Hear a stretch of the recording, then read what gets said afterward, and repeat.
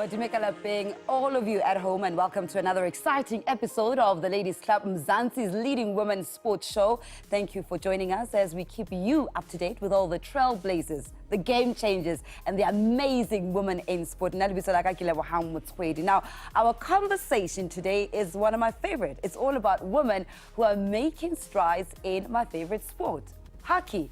Hockey has had a good story to tell, with women taking great strides in the sport over the last 30 years. And the number of girls interested in playing hockey has also continued to really grow. And it's really amazing to see most of them now shining on the international stage. We'd like to hear from you, your thoughts on our topic. So do get involved with us on social media platforms, on Twitter, on Instagram, on Facebook. It's at SABC Sport, and just use the hashtag The Ladies Club.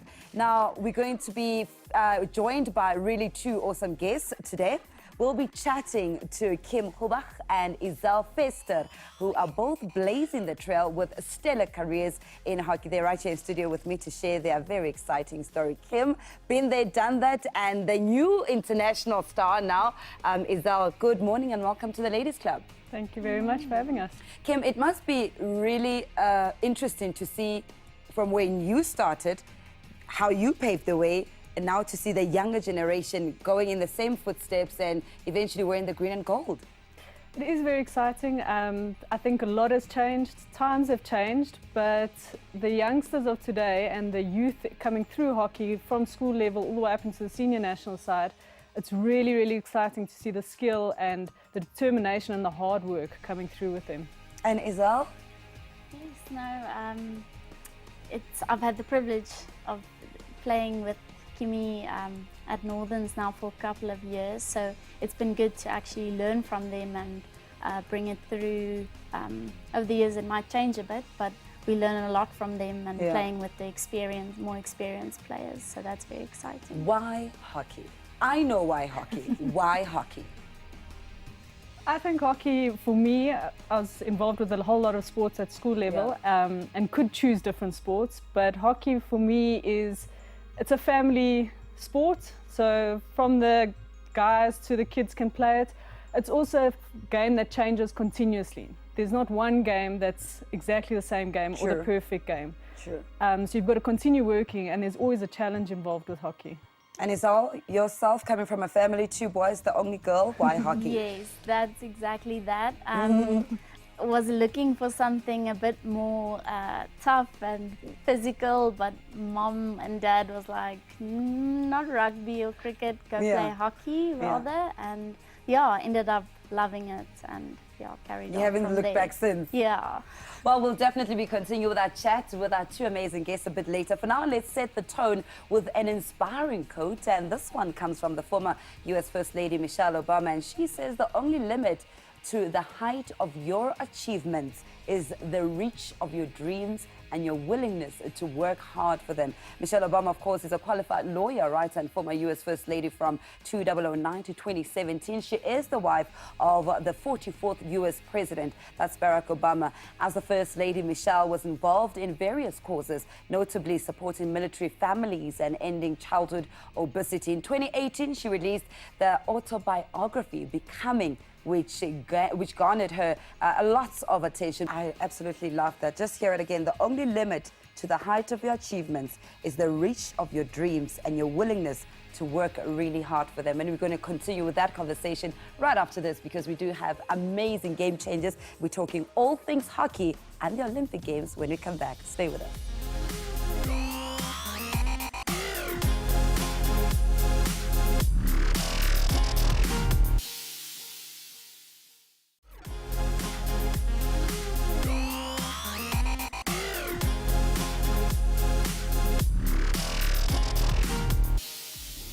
Welcome back. We are still with Kim Hubach and Izelle Verster. And Kim obviously was a highly fierce hockey defender in her playing days, and she is still playing and currently coaches at the Cornwall Hill College. She played 136 test caps for the senior national team before hanging her boots, but she's still using them. She started her coaching career with the University of Pretoria as an assistant coach in 2008 and has never looked back. When you look at the younger generation, inspiration in Izelle. She started playing hockey when she was 9 years old, and she's currently part of the SA women's squad training for the Tokyo Olympic Games.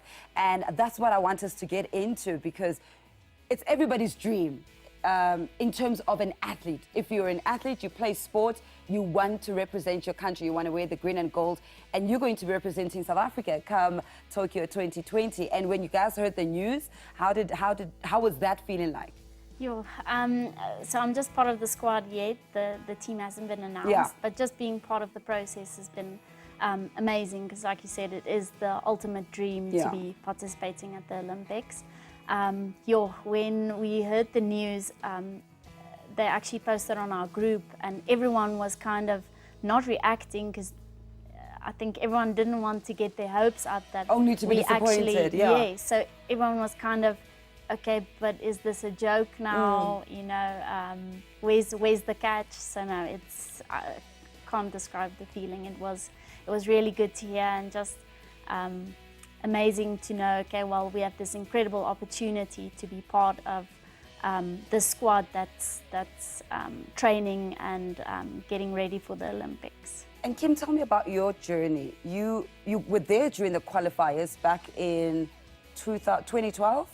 Yes, I was involved with it in 2008 and 2012. Yeah.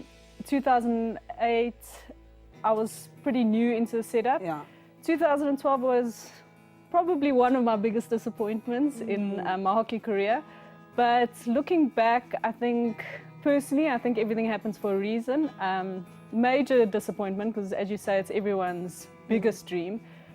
But the build up to that, if I look at what I saw, the people I met, the friends who became family,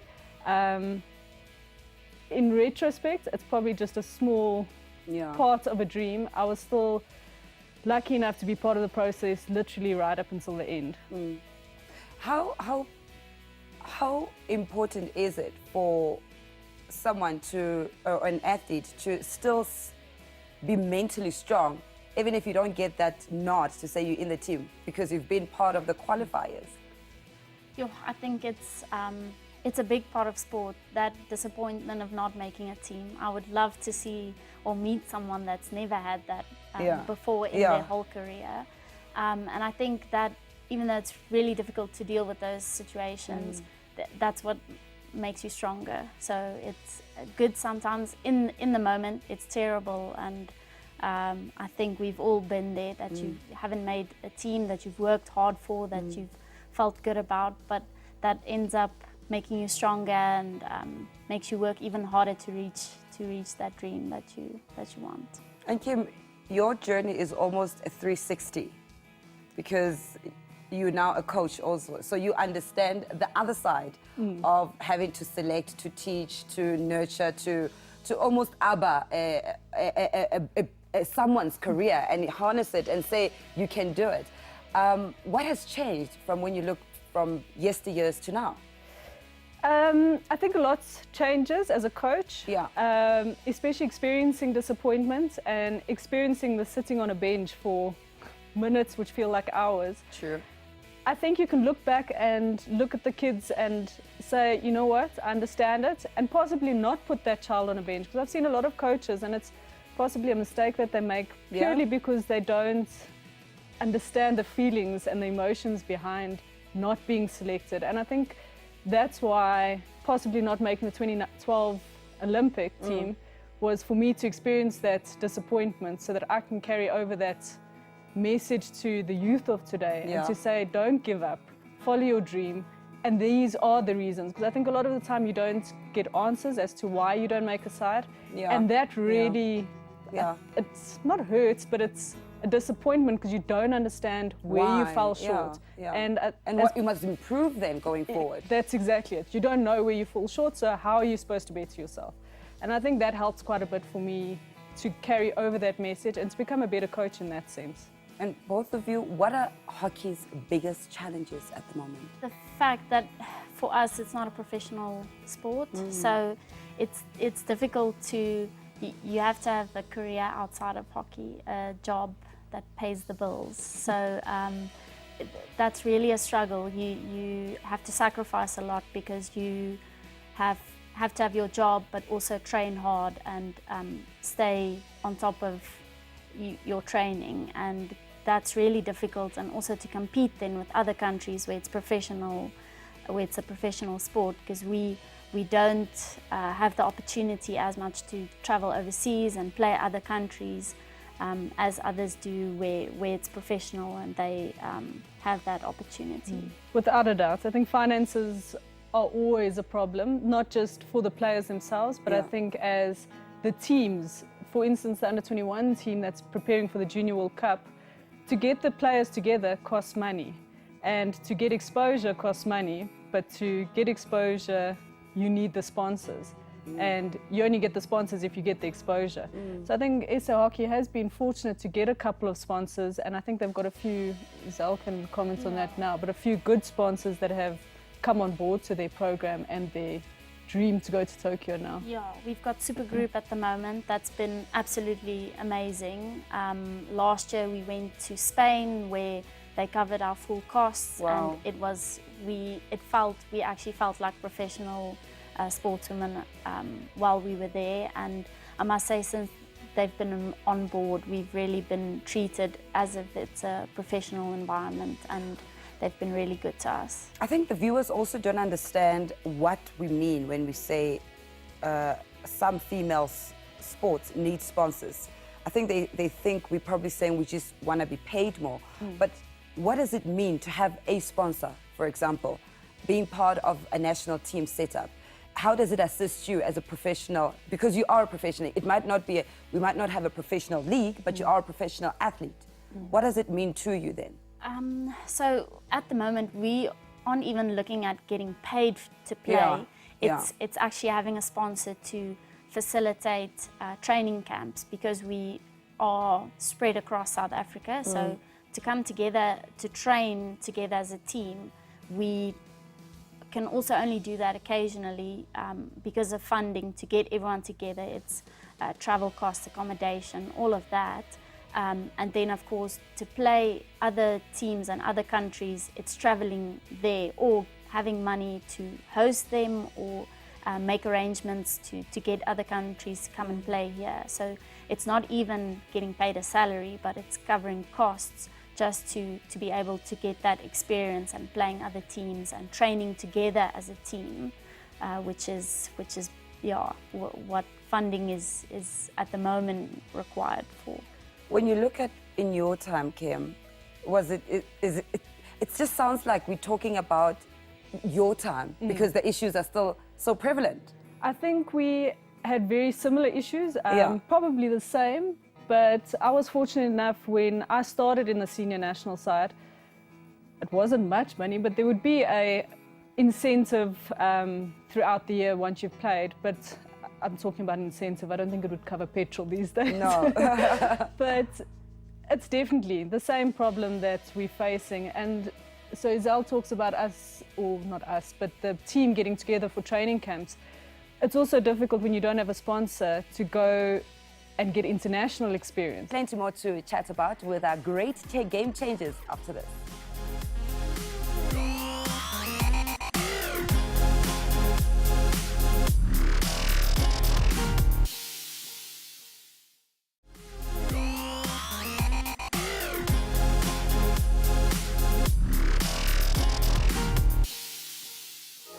Welcome back. You are still watching the Ladies Club. Mona mokanaleng ya bobedu mwe emotla ha re sheba di trailblazer le di game changer tsa rona. Kajeno re sheba trailblazer ya rona ele Mzansi's hockey star Dirkie Chamberlain, and she was born on the 3rd of November and started playing hockey when she was just 14 years old and has since become an exceptionally talented hockey player and coach. When I mention names such as Dirkie, what does that mean to you?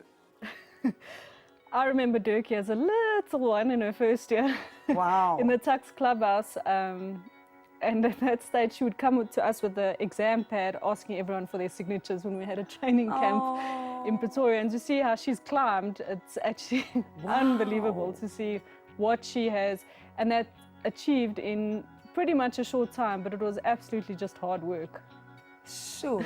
And what comes to your mind? For me, she's a senior in the team, a very experienced player that we just learn so much from every single training session. And also I remember that she played at Northerns when I was still in school, so also someone that I looked up to since then, and just watched how she's grown and become this experienced senior player in the team. What is the secret to success? I think absolute hard work and just don't give up. Oh, that's what I want. Is that what you were going to say as well? Yeah, no, I think definitely hard work. It also requires a little bit of luck and talent, but I think hard work, you need hard work to keep the talent and opportunity, luck, all of that together. And You guys are still playing together. Tell me about the fact that you're playing with such young ones. I stopped because I couldn't anymore, but you still play provincially. I am, yes. Yeah, I can't believe it. Yeah, it is. Sometimes I don't realize that I'm getting older sometimes. But when I was playing at IPT at the end of last year, it was quite scary to note that when I started my senior IPT career, some of the girls that I was playing with last year at senior IPT were just born or weren't born yet. Sure. So it is quite scary, but I enjoy it and I love playing with the youngsters, and it's nice for me to be able to give back. I think a lot of the time you take so much from sport and you take so much from sponsors and coaches that it's at some stage you've got to give back, and it's nice for me to be able to give back as a player and to lead by example.